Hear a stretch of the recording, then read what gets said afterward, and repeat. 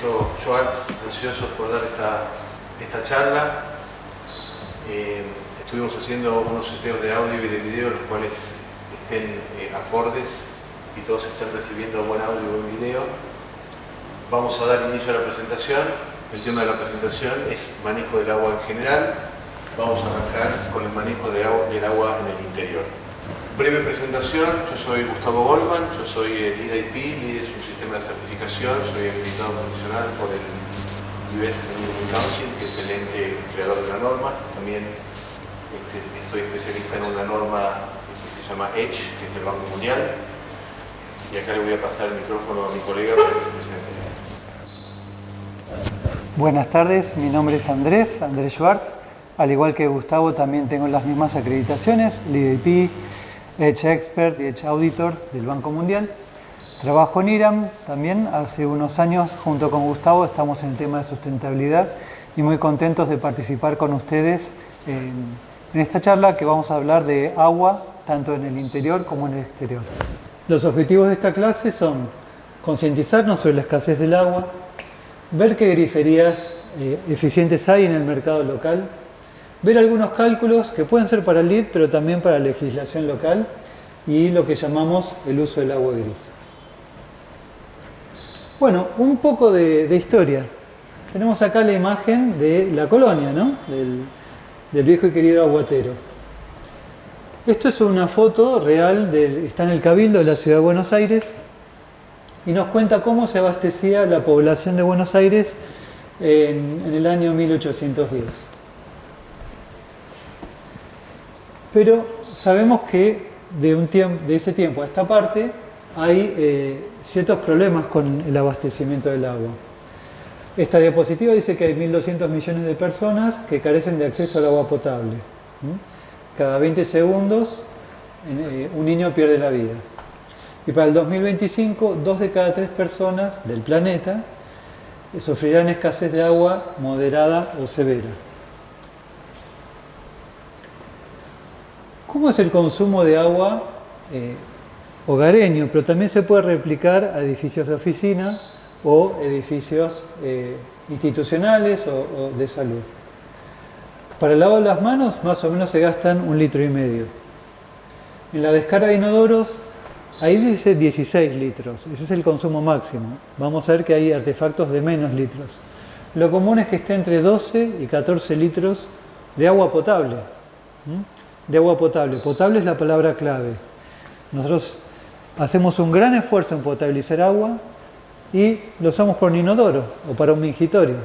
Esto no tiene mucho sentido, entonces la principal cuestión es cómo podemos ahorrar esa agua potable, cómo usar otras fuentes de agua, aunque sea minimizar el uso de agua potable. Y después tienen otros tipos de uso, 100 litros para una ducha de 10 minutos, puede ser un poco excesiva, habitualmente las duchas suelen durar 5 minutos y distintos tipos de usos. Ahora bien, un mal uso del agua implica que se pierda esa agua potable. Por ejemplo, un desborde nos puede hacer perder 2.600 litros. Un flotante en un inodoro, 1.200 litros. Una canilla goteando, 46 litros. Todas estas estadísticas no son de afuera, son de AICER, son estadísticas de Argentina. Entonces, el objetivo en distintas certificaciones, como LEED, como EDGE, como BREEAM, que es inglesa, hay muchas más. Hay una que es CES, que es chilena, hay otras que son brasileñas. Es buscar reducir, achicar, mitigar el consumo de agua potable al interior y típicamente se pide una reducción del 20%. Bueno, minutito, 20%, pero esos porcentajes de reducción, ¿20% de qué? ¿Comparados con qué?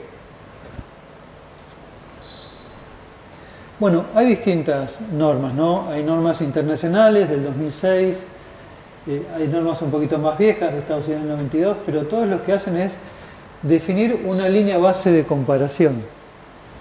nos dicen, esto es lo que debería consumir un inodoro, esto es lo que debería consumir un mingitorio, una grifería de lavatorios, y a partir de ahí, a partir de ese consumo, tenemos que lograr una reducción. Ahora bien, vamos a un ejemplo absurdo, ¿sí? Pongamos que estamos en una oficina que hubo una reducción de personal, donde hay 10 inodoros y quedaron 2 personas. No es correcto decir que el consumo de esa oficina es el de los 10 inodoros al mismo tiempo, porque hay 2 personas. Inversamente, en un toilet de un local puede haber un inodoro, pero el consumo no va a ser de un inodoro, va a ser de la cantidad de gente que use ese inodoro.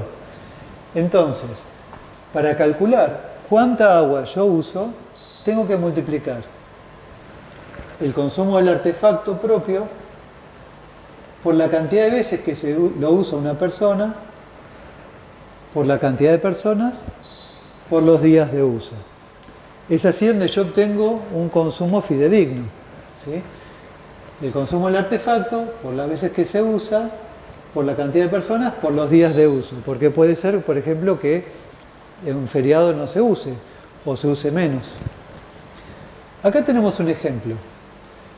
Una grifería de 4 litros por minuto que se usa 3 veces al día y lo usan 5 personas durante 260 días hábiles, esa grifería me va a consumir 15.600 litros anuales. Esto sale de vuelta de multiplicar el consumo de la grifería por las veces por día, por las personas, por la cantidad de días hábiles. Acá vemos un cuadro en el cual tenemos la cantidad de usos por día de acuerdo a los diferentes géneros que utilizan los sanitarios.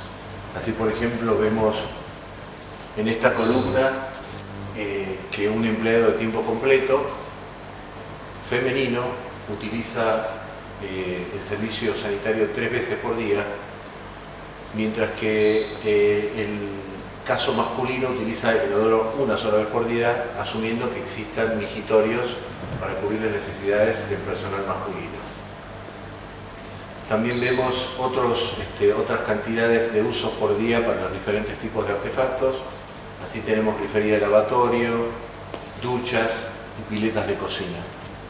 Fíjense también que, para ser exacto con el cálculo, existen también usos para diferentes ocupantes del edificio. Por ejemplo, tenemos que un estudiante o visita puede utilizar o utilizaría el servicio de inodoros, por ejemplo, 0,1 vez en el caso masculino y 0,05 para el caso femenino. Y también los usos pueden variar según el tipo de local que estemos planteando. Ya tenemos un caso para comercios o un caso para viviendas, los cuales también pueden modificar la utilización del servicio sanitario de manera diaria.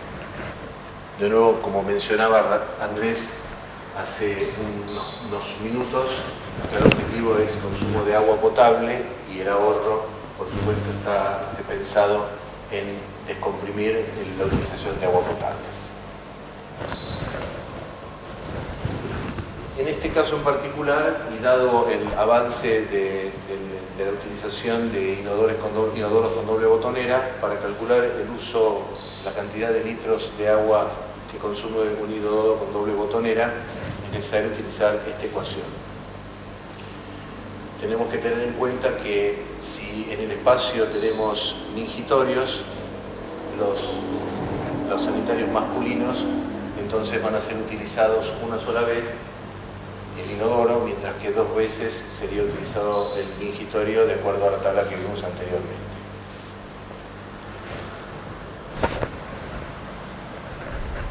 Así, por ejemplo, en un caso de ejemplo, tenemos para calcular la utilización de agua combinada para sanitarios de hombres y de mujeres. La cuenta que hay que hacer es esta que está expresada acá arriba, en la cual se suman 2 utilizaciones de ciclo completo para el caso inodoro femenino, una utilización de ciclo completo para el caso del hombre y 2 ciclos que completan el uso para el caso de la utilización con descarga incompleta para el baño de las damas. Bueno, ya hemos repasado la historia del uso del agua en Argentina. Hemos visto formas de calcular cómo es el uso del agua, multiplicando distintos usos por consumo. Y ahora vamos a ver algunos elementos en particular, la línea base y la línea mejorada.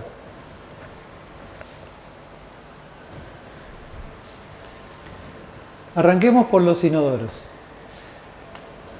En unas diapositivas anteriores, una de las diapositivas decía que un inodoro consumía 16 litros por descarga. Esto puede ser verdad en los viejos artefactos, tal vez muy viejos, con depósito, con cadena, pero lo actual es que están en cerca de 6 litros por descarga. Hay algunos inodoros viejos con mochila que tienen entre 12 y 14 litros, pero los más modernos, llamémosles del año 2000 en adelante, son de 6 litros de carga. Sin embargo, nosotros podemos mejorar esto, porque esta línea base contempla un simple botón.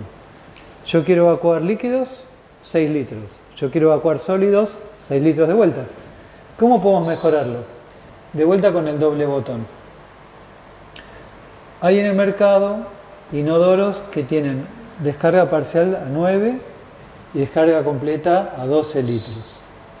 Hay otros que tienen 3 y 9, 3 y 6, 3 y 4,5 litros son los más eficientes. Lo habitual, lo que se encuentra en el mercado, ahora vamos a ver distintas marcas, son de 3 y 6. Y también tenemos que pensar cómo es el tipo de descarga. Hay 3 tipos. Un tipo es con mochila, ¿sí? El artefacto viene con un depósito, normalmente en la parte trasera, visible, y ahí es donde se juntan. Este es el que yo mencionaba que tiene de 12 a 14. Hay otros que el depósito no está a la vista, está embutido en la pared. Tienen la misma tipo de descarga, son más estéticos y son más difíciles de operar. Finalmente, tenemos a válvula, ¿sí? Típicamente la válvula está embutida en la pared, uno presiona un botón o 2 botones y se produce la descarga.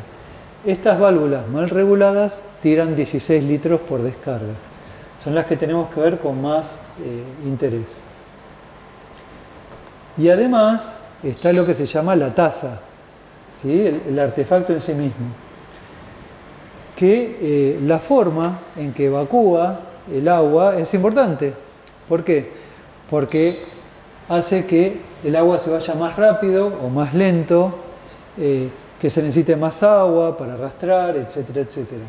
Con lo cual, una lección aprendida de nuestra experiencia en obras y en proyectos en Argentina, cerca de 30 proyectos certificados, es que si yo tengo una taza, no tengo que ir corriendo a cambiarle el depósito o a cambiarle el botón.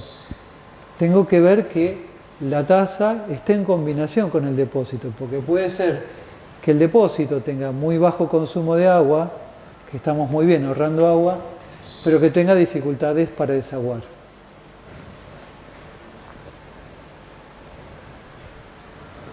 Ejemplos de inodoros en el mercado, vamos a decir algunas marcas y algunos modelos. Roca Damasenso con mochila, 3 y 6 litros. Ferrum, tiene varias, acá solamente está el Cubic, pero tienen Marina y otros, 3 y 6 litros. Duravit, el más eficiente encontrado por ahora, 3 y 4,5 litros. FB, Griferías FB, tiene la válvula doble botón de 3 y 8 litros. Ideal, otra empresa nacional, tiene 3 y 9. Y Tese, que es una marca alemana, tiene depósitos de embutir de 3 y 4,5 y también permite regular a 6 y 9 litros en descarga total. Mingitorios. La línea base de esos códigos internacionales que mencionamos es de 4 litros. Felizmente en el país y hace mucho tiempo tenemos griferías del tipo Prismatic que consumen 0,6 litros por descarga. En la presentación ustedes ven más, porque es uno de los consumos más eficientes del mundo, y estas son griferías argentinas. Griferías de lavatorio, típicamente de volante o de abrir, simplemente 8,5 litros por minuto.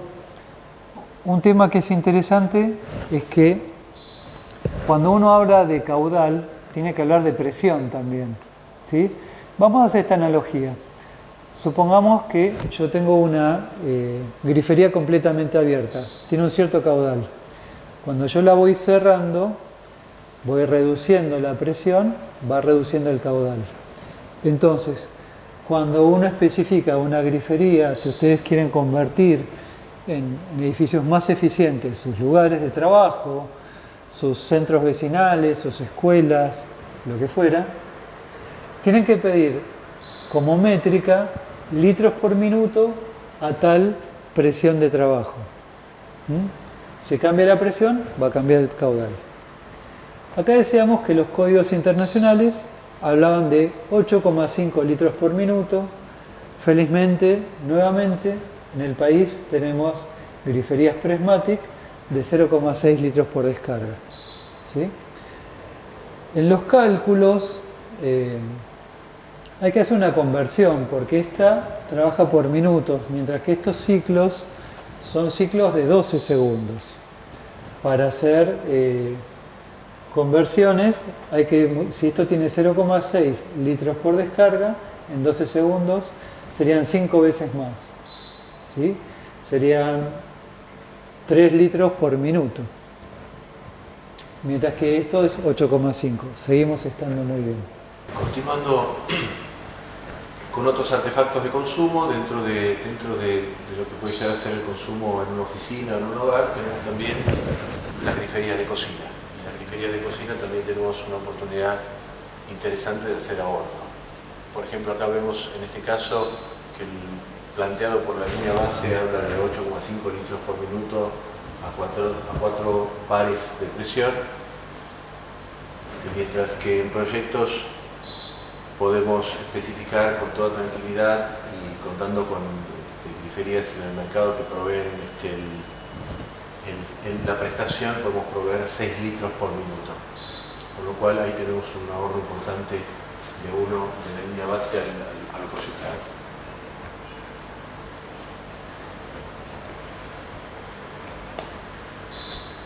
Duchas, otra oportunidad de ahorro. Cuando la línea base tenemos aproximadamente 9,5 litros por minuto a 5,5 bares, equivalente a 80 PSI. En el mercado tenemos oportunidades de conseguir duchas por 6 litros por minuto. Por ejemplo, ese modelo de FB, la 0103/72 o la 52080 de Ideal, que tira 4,16 litros por minuto, un poco más optimizada. Por supuesto que la ducha es un elemento a evaluar dónde se puede reemplazar una ducha de menor caudal, porque también asociado a la ducha hay un tema de placer. Sin embargo, fíjense que en la línea base y proyecto ya tenemos unos litros de agua que podemos optimizar.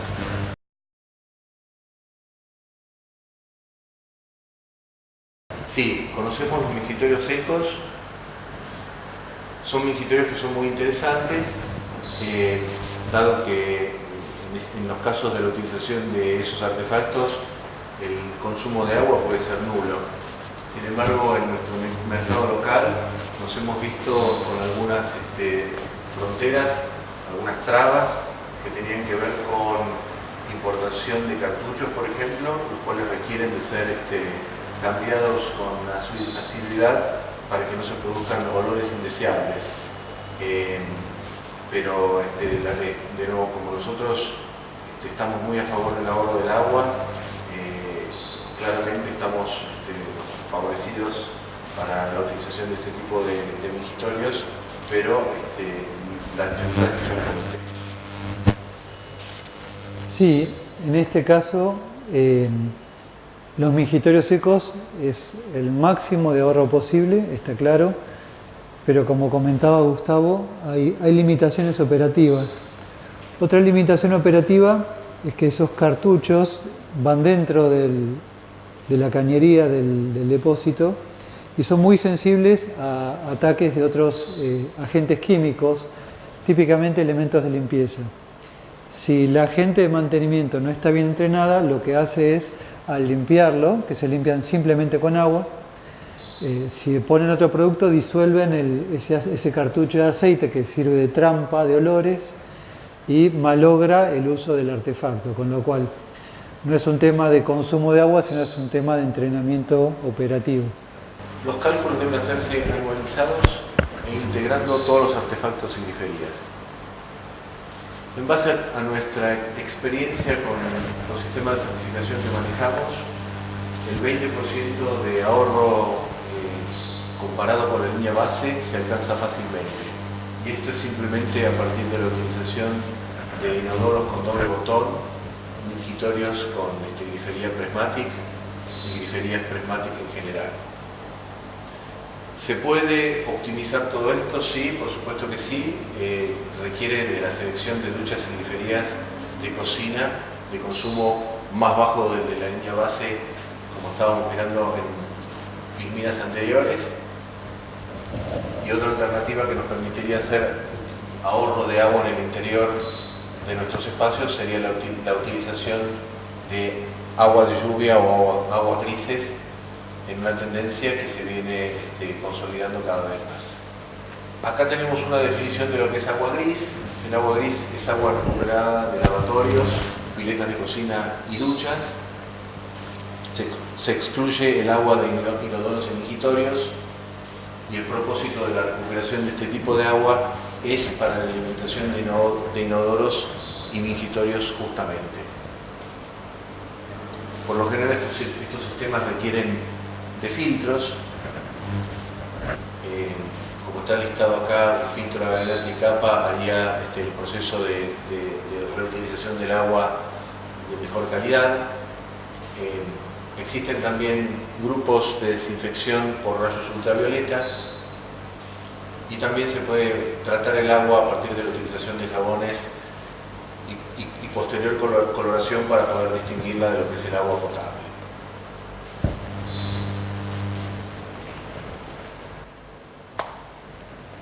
Bueno, lo que ven en pantalla es un esquema básico de un sistema de aguas grises. Vamos a posicionarnos en la parte de arriba a la izquierda. Ustedes van a ver a la izquierda de todo 3 artefactos, que es un inodoro, un mingitorio y un lavatorio. Todo eso, la línea roja es lo que se desagua, son lo que se llaman aguas negras, se van. A la derecha de ese grupo, siempre en la parte superior izquierda, vemos lavatorios y piletas de cocina en una línea marrón. Esa línea marrón, si uno la sigue, baja y va a una etapa de purificación en unos tanques que ahí figuran de color marrón. Pasan, como contaba Gustavo, este es un proceso de etapas, ¿no? Hay filtros tricapas, hay kits desinfectantes, hay etapas de cloración y de coloración eventualmente, y ahí van a un tanque gris, pues se llama aguas grises, a una cañería gris que, si ustedes la siguen para arriba y de vuelta hacia la izquierda, desembocan solamente en inodoros y mingitorios. De esta manera se puede reducir el consumo de agua potable, como hablábamos al principio, en artefactos que realmente no requieren agua potable. Estos tanques de aguas grises se pueden suplementar con 2 fuentes de agua más. Una es el agua de lluvia y otra es el agua de condensado. Eventualmente, si hubiera algún problema, vemos que el tanque de agua gris también tiene una conexión a agua potable en caso que no hubiera provisión ni de los lavatorios, ni el agua de lluvia, ni el agua de condensado. Ese tanque nunca se va a quedar vacío. Siempre va a tener alguna provisión de agua.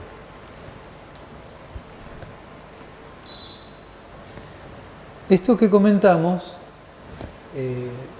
el uso de griferías eficientes ya es ley, por lo menos ya es ley en la ciudad de Buenos Aires, desde hace 4 años, desde el 2014. Para edificios públicos, comerciales e industriales es exigido 3 cosas. El primer tema no tiene que ver con agua, tiene que ver con iluminación. Es un sensor de apagado automático para las luces del baño. Uno deja el baño queda vacío, se tiene que apagar esa luz. Es una medida de eficiencia energética. El segundo punto de la ley 4972 es que los lavatorios y los mingitorios tienen que tener un corte automático, ya sea hidromecánico, prismatic, o bien electrónico, por una célula o un sensor de movimiento. Esto ya es bien conocido en nuestro medio, no es novedoso. Y finalmente nos pide que los inodoros ya incorporen la doble descarga, ya sea mecánica o electrónica. Y además incorporar un cartel que indique cómo se usa.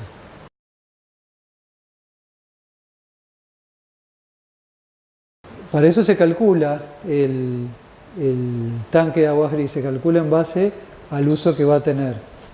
Lo que habitualmente se hace, hay 2 tanques. Un tanque de aguas gris, propiamente dicho, para recibir agua de lavatorios y de duchas y de piletas, y otro tanque de agua de lluvia. El que tiene rebalse seguro es el de agua de lluvia, es un tanque de ralentización. Absorbe, capta el agua de lluvia, la retiene, y en el caso que se colmate, que se llene el tanque, sí tiene un rebalse. El otro normalmente no tiene un rebalse. Lo que tiene es un flotante y tiene válvulas de retención, de manera tal que no rebalse el tanque.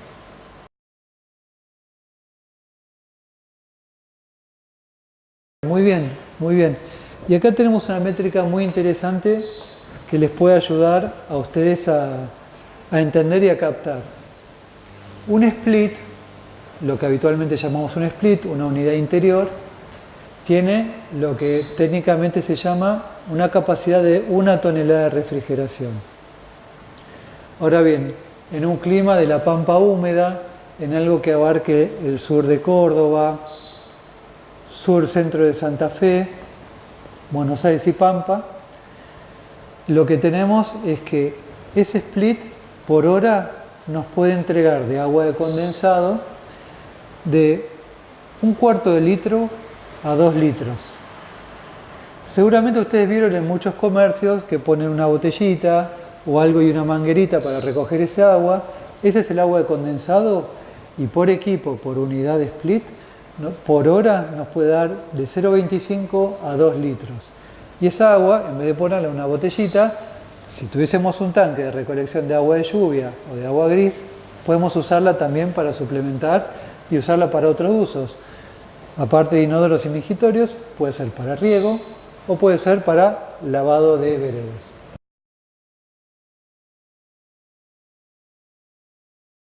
Va a ir el tanque. El tanque no se va a rebalsar. El tanque, como mencionaba, tiene dispositivos de corte, ¿sí? Ahora bien, pensemos que la cañería que recorre de ese lavatorio imaginario hasta el tanque es larga, con lo cual la cañería va a actuar como reservorio, ¿sí?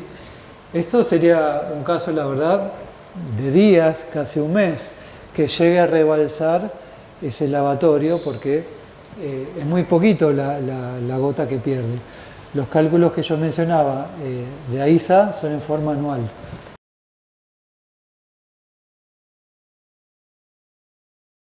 Hay una manera, el viejo Código de Obras Sanitarias y AISA, y seguramente muchas empresas prestatarias o distribuidoras provinciales tienen la misma metodología, usan lo que yo mencionaba al principio, es decir, usan cantidad de personas, cantidad de artefactos, cantidad de días al año.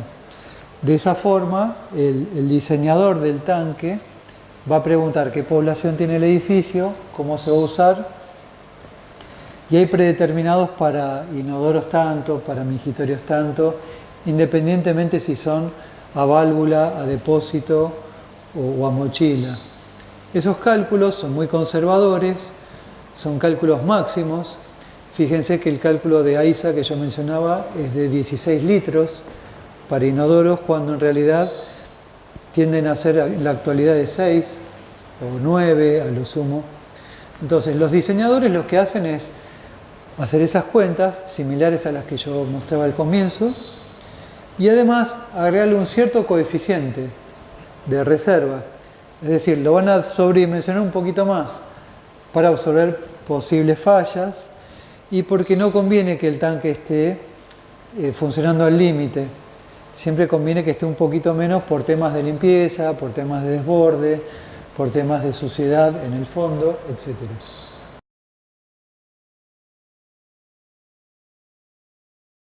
El tema de precios siempre es un misterio en la Argentina.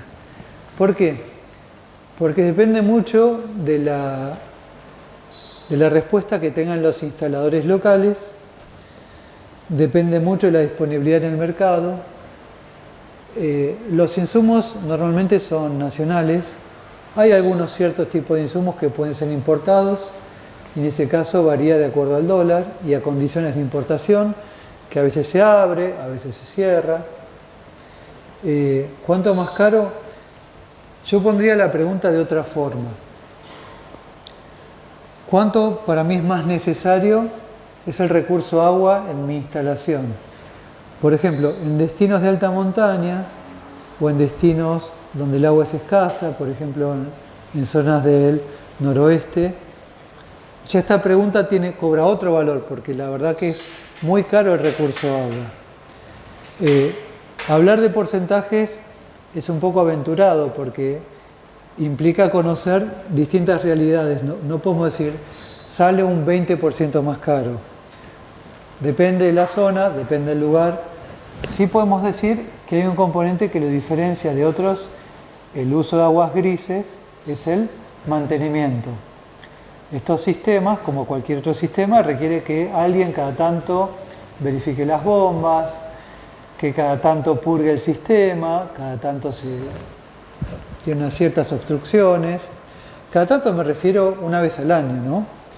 Pero bueno, depende del uso, depende de lo que tiren, puede requerir más mantenimiento. Entonces, este tipo de sistemas sí son más caros en lo que se llama el mantenimiento. Van a tener un poco más de mantenimiento. Bueno, continuando, esperando que ustedes estén del otro lado atentos, vamos a seguir con el manejo del agua en el exterior. Así como vimos en la presentación, la primera parte de la presentación, manejo del agua dentro del interior, vamos a ver qué pasa cuando estamos hablando del agua por fuera del interior del edificio. Los objetivos van a tener que ver con concientizar sobre el manejo de agua en el exterior. Vamos a ver los requerimientos de la ley 4237 y otras que quizá les sean de utilidad. Vamos a hablar de estrategias de tratamiento de la cantidad del agua, y ya que hablamos de la cantidad, también vamos a hablar del tema de la calidad del tratamiento del agua.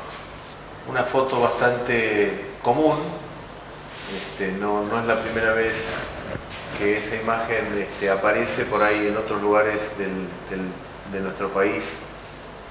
Imágenes similares se pueden repetir, pero el fenómeno claramente del manejo del agua en el exterior tiene varios componentes, muchos componentes relacionados con el tratamiento de superficies impermeables, el tratamiento de superficies permeables como impermeables, o sea, impermeabilizar mucha superficie claramente tiene una consecuencia. Y otra línea del mismo problema, otra vertiente del mismo problema tiene que ver con fenómenos climáticos que se ven extremados a medida que pasan los años. Esta es una foto bastante alarmante de lo sucedido en el año 2013 en la ciudad de La Plata, en la cual, por trastornos relacionados con lo que les mencioné anteriormente, esto de impermeabilizar zonas que son permeables, por ejemplo, entre otros, hemos tenido que lamentar una cantidad de muertos. y pérdidas estimadas en plata de la época en 6.000 millones de pesos. Y bueno, lo que les estaba comentando en diapositivas anteriores, los factores que originan todo esto suceden básicamente por el cambio climático, el cual está haciendo que cambien sensiblemente los regímenes de lluvia, aumento de superficies impermeables y también el aumento de la escorrentía. Temas de infraestructura, temas de corte. ¿Qué pasa? Todo esto son grandes obras, grandes obras. Yo lo que siempre digo es que los inversores extranjeros tienen que tener mucha paciencia con los argentinos, porque los diques o las cuencas son obras que llevan 12, 16 años. Imagínense, en un país como el nuestro, que tiene periodos presidenciales de 4 años, que una obra dure 16 años significa que va a tener que lidiar con 4 administraciones diferentes. Piénsenlo. ¿Por qué nos quejamos si no se hacen obras más rápidas? Porque son obras colosales que requieren una cierta estabilidad financiera, legal, política, que hace difícil. En el interín, lo que sí podemos hacer es implementar lo que ya tenemos como ley. Vamos a usar el caso de la Ciudad de Buenos Aires, pero también hay en la de Rosario, que voy a presentar, que ya incorporaron al Código de Edificación algunas cuestiones. Puntualmente la recolección de agua de lluvia, en el caso de Buenos Aires, para limpieza de aceras, para limpieza de patios y para riego. Acá tenemos la primera dificultad que no está puesta, manifestada en esta diapositiva, es que tal como está escrito, no se permite el uso de agua de lluvia en inodoros y mingitorios, a pesar de que existe la posibilidad técnica. Esto es un riesgo para el diseñador porque si bien lo puede hacer, siempre está la duda si se lo van a aprobar o no, el uso de agua de lluvia para inodoros y mingitorios. Este es un desafío que tenemos que abordar, por eso preguntaba a los demás colegas cómo eran sus realidades en sus municipios. En esta ley están exceptados algunas cosas, ¿no? Edificios de menos de 4 pisos o menor a 200 metros cuadrados o edificios preexistentes al momento de sanción de la ley. ¿Qué me pide esta ley? Me pide que ponga un sistema. Un sistema es un conjunto de partes. ¿Qué partes? Bueno, válvulas de retención, filtros, el tanque obviamente, un sifón. Si bien la ley no lo menciona, nosotros recomendamos también un filtro al egreso, 2 bombas que funcionen en paralelo, ventilación, flotantes, y lo que mencionamos antes, una conexión de red para evitar que se vacíe con válvula de retención. Esta ley también pide que se señalice que sea agua no apta para el consumo humano sobre el tanque y en cada grifo. Estamos hablando de una canilla de limpieza, ¿no? Canilla de riego. Nunca estamos hablando de agua para beber en un lavatorio, siempre son canillas de servicio. Y en rejilla, poner rejilla exclusiva del sistema de recolección de agua de lluvia, no volcar ningún otro líquido. No volcar pinturas, no volcar cualquier otro tipo de cosas, combustibles, etc. Para determinar la cantidad de agua que tenemos que recolectar y por consiguiente las dimensiones de los diferentes tanques que la van a albergar, lo que se tiene que hacer es, en primer lugar, sumar todas las superficies de veredas exteriores y todas las superficies de planta baja, tanto parquizadas como impermeables. Si la suma es igual o menor a 200 metros cuadrados, el tanque automáticamente es de 500 litros.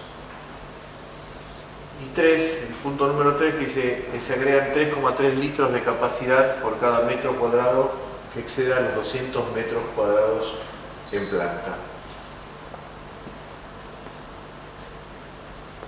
Así que fíjense en este cuadrito, en el cual tenemos listadas por metro cuadrado las superficies impermeables Fíjense el volumen del reservorio en litros. Indica también en una columna anexa el diámetro de salida del reservorio. El objetivo fundamental de recolectar agua de lluvia y después tirarla de nuevo a la red, verterla de nuevo a la red, tiene que ver con esto de que el agua no es volcada tan rápidamente a la red, sino que nos tomamos un tiempo antes de sacar el agua a la calle para que no exista un problema de desborde, de saturación de agua, que es lo que queremos evitar. Hablamos de manejo de cantidad de agua de lluvia. Esto se logra a partir de la generación de estos tanques específicos para la recolección del agua, pero también tenemos que hablar de la calidad de este agua, ya que de la manera que la incorporamos en el edificio y dejándola estacionada al agua un determinado tiempo, no se puede utilizar sin un previo tratamiento. Entonces es importante que, como hablamos de calidad de agua, de cantidad de agua, también hablemos de calidad de agua. Y esto tiene que ver con mucho del trabajo que nosotros hacemos, que es el tema de la certificación. Para la certificación LEED en particular existen estrategias que permiten mitigar la utilización o el exceso de agua dentro del sitio.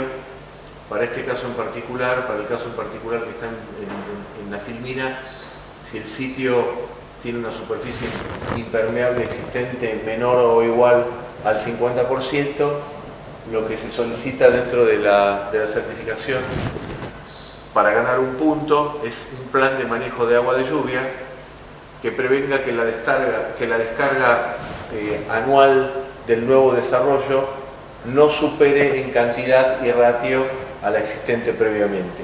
No queremos que lo que estamos diseñando descargue más agua de lo que había diseñado en un primer lugar. Y la opción 2 de este mismo crédito, de esta misma opción que es voluntaria, permite implementar un plan de manejo de agua de lluvia que proteja a canales receptores de agua de erosión excesiva. Se deberán incluir medidas de protección del canal y estrategias de control de calidad. Por supuesto que esto sucede en entornos, digamos, similares al de esta foto, en el cual estamos en un entorno con un terreno más abierto. Sitios con superficie impermeable existente menor al 50%, la opción 1, la descarga previa tiene que ser igual a la descarga posterior, o sea, antes es igual al después, y la opción 2, que es la de la protección de las aguas receptoras, que no contaminemos y no llenemos de agua los canales aledaños. Acá vemos un corte típico que se podría utilizar en esto de diseñar la cantidad de agua que puede ser absorbida. Por ahí, Andrés, te pido que lo expliques un poco mejor. Sí, esto es para manejar grandes volúmenes de agua. ¿Cómo funciona? El agua tiene una cierta velocidad cuando corre por el terreno. Depende de la rugosidad del terreno, si tiene piedritas o la vegetación, si está más crecida o menos crecida, esa velocidad se amortigua o no. También depende de la pendiente. En el caso de esta imagen que ven ustedes en pantalla, arriba a la izquierda, ven una flechita que es la descarga primitiva del agua. Lo que normalmente se hace una canaleta en el terreno para amortiguar la velocidad de esa agua, porque si no, lo que va a terminar haciendo es lavando el terraplén.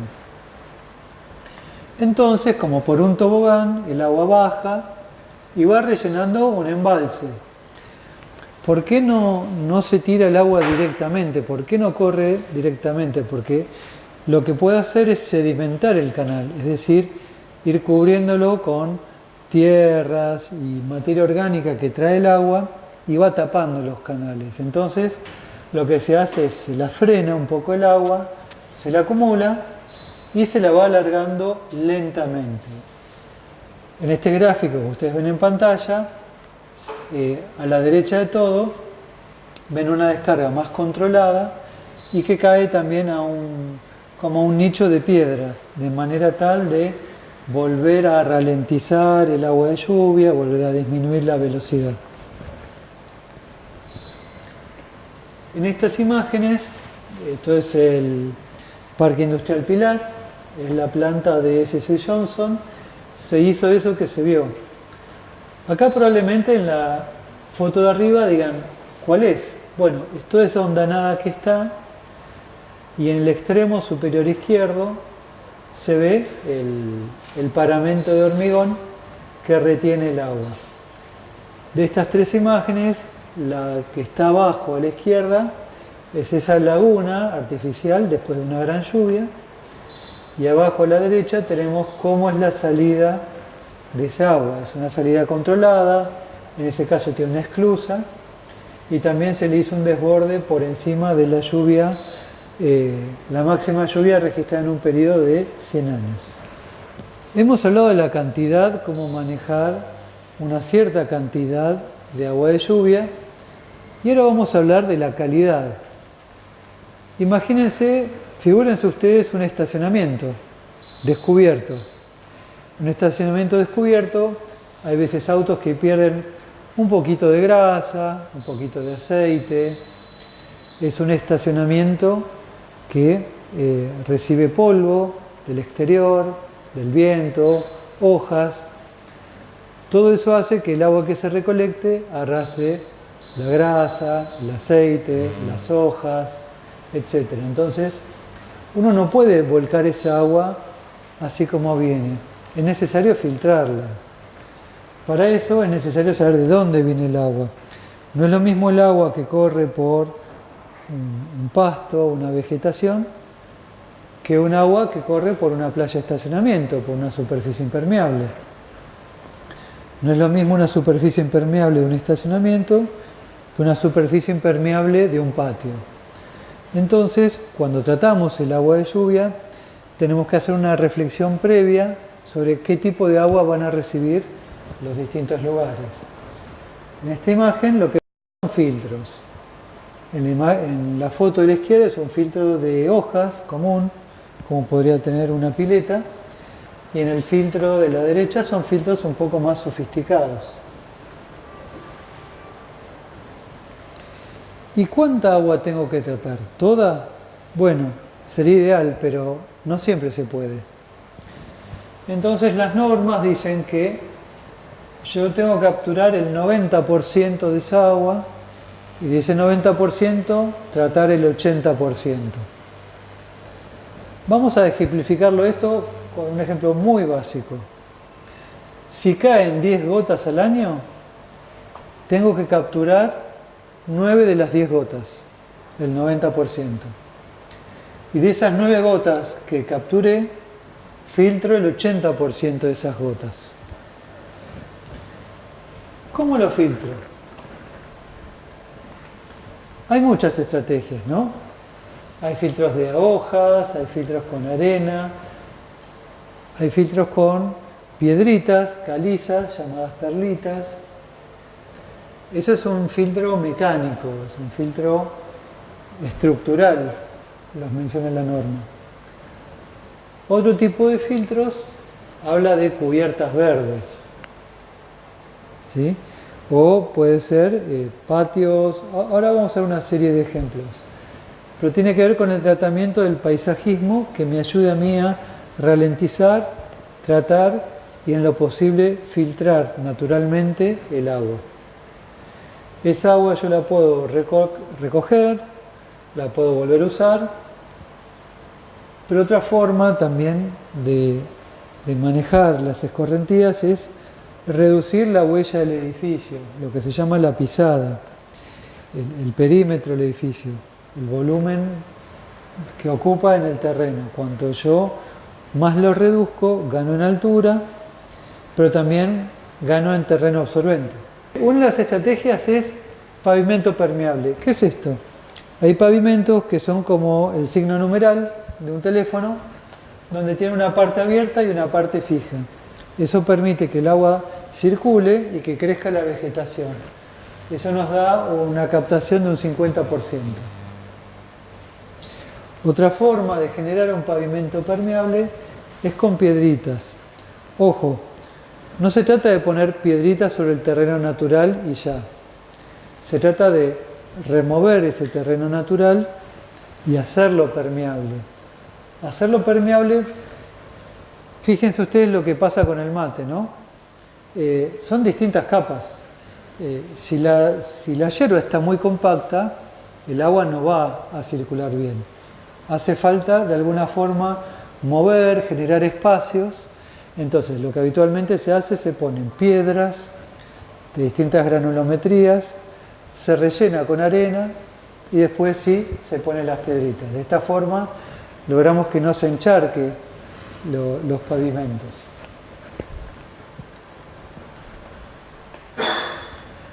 Hay lo que se llama trincheras de infiltración, nuestras viejas y queridas zanjas, pero esta vez tratadas para canalizar y retener el agua de lluvia. Acá lo que vemos, como comentaba, en el gráfico de la izquierda se ve en la parte inferior piedras y material de distinta granulometría y en la parte superior grava, arena, típicamente se la rellena con piedra y de esta forma se logra infiltrar esa agua. No es solamente agua que corre por la sequía, que puede ser, por ejemplo en Mendoza o en otras zonas, es muy bueno y es posible. Pues si tenemos grandes lluvias, lo que queremos nosotros es capturar esa agua y hacerla infiltrada lo más rápidamente posible. Muy similar está lo que se llama los jardines de lluvia. Acá uno de los colegas habla sobre el tema de la pendiente. Sí, es necesario. Fíjense que en el gráfico de la izquierda ya tiene una cierta pendiente. Es más, depende de cómo sea la escorrentía, también tengo que darle un cierto perfilado a lo que le ponga, a las piedras. En el gráfico de la izquierda se ve cruzado por una línea negra en el centro de la imagen un caño. Depende cuánto es el agua caída y cómo se trate ese jardín de lluvia, yo tengo que conducirlo mediante un caño cribado. Un caño cribado es un caño al que se le hace agujeritos o bien se le hace con una moladora unos ciertos cortes, no en la totalidad del caño, de manera tal que el agua penetre por esos cortes y sea conducida por otro lado. Y ese jardín de lluvia se puede rellenar con vegetación, ¿sí? Estas capas y esta vegetación lo que hace va a filtrar el agua de lluvia, lo que yo decía del polvo. Acá no está, pero estos tipos de parquizaciones y sistemas se usan para grandes estacionamientos, para cortar y tratar el agua de lluvia. Y esa vegetación y esa granulometría es la que termina de tratar el resto de los eventuales contaminantes que pueda tener esa agua. Otra estrategia que nos permite generar todo este tema de la ralentización del agua son las viejas y queridas cunetas con vegetación, por supuesto que son, podemos lograr mejores niveles de infiltración de agua. La de la izquierda la vemos prácticamente menos alterada que la de la izquierda en un episodio de lluvia reciente, pero ese justamente sería el objetivo, que el elemento recolecte agua y nosotros podamos esperar a la propia absorción para que el agua se incorpore de nuevo en el sistema pluvial.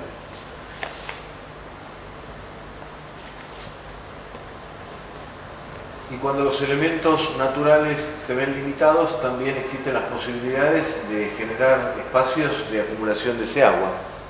El agua que nosotros recolectamos también la podemos almacenar en tanques o en elementos aptos o propios para generar este guardado del agua. En el caso de la imagen de la izquierda, un elemento constructivo, enterrado, soterrado bajo el nivel de la planta baja, con un volumen determinado para el guardado de agua, guardado y posterior utilización, mientras que el elemento de la derecha, insinuado para una vivienda unifamiliar, hace la situación de guardado y todo el sistema de cañería que charlábamos anteriormente, en el cual incluye, por ejemplo, recolección de agua gris a través de esa bajada pluvial y recirculación del agua, reutilización del agua en los ambientes interiores. Y fíjense que de todas las estrategias listadas en la primera parte del cuadro, tenemos pavimento permeable, pavimento de trama abierta, etc. Tenemos en la segunda columna cuál es el rango de remoción de material particulado, en cuyo caso el material flotante en suspensión, que es el 60 al 90% en el caso del pavimento permeable, y un promedio de un 90%. Cada estrategia tiene asociado a unos puntos favorables y otros no tanto. En el caso del pavimento permeable, la tasa de percolado y el volumen almacenar son factores a tener en consideración. Comparado con un 50 o 90% de rango de remoción de una laguna de retención extendida, una remoción promedio de 80%, y el factor a considerar es el volumen y forma de la laguna y el tiempo de retención, por ejemplo.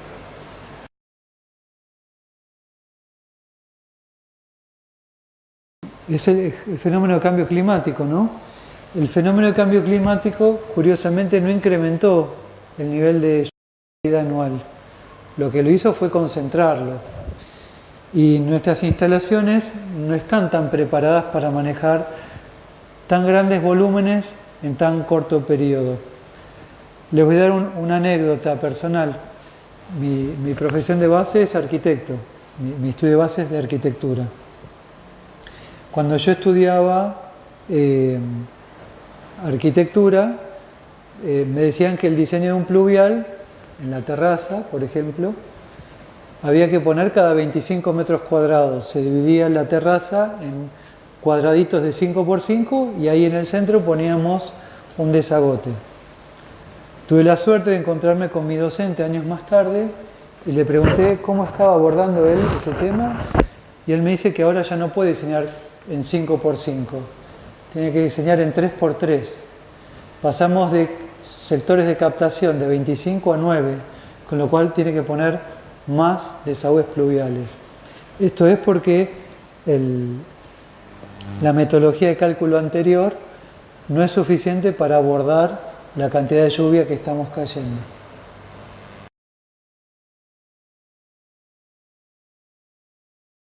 Los árboles juegan un papel fundamental. ¿Saben que depende del tipo de vegetación? Los árboles pueden captar mucho. Por ejemplo, hay una regla básica que las raíces se extienden lo que se extiende la copa de un árbol. Con lo cual, todo el diámetro de la copa del árbol nos puede servir como superficie de captación. No es una regla fija, hay tipos de vegetación que se extienden mucho más.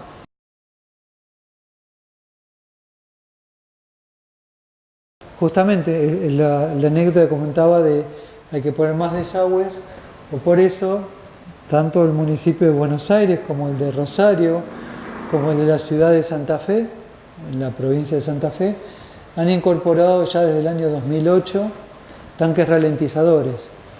Y esto es importante porque no basta con que la ciudad ponga más desagües.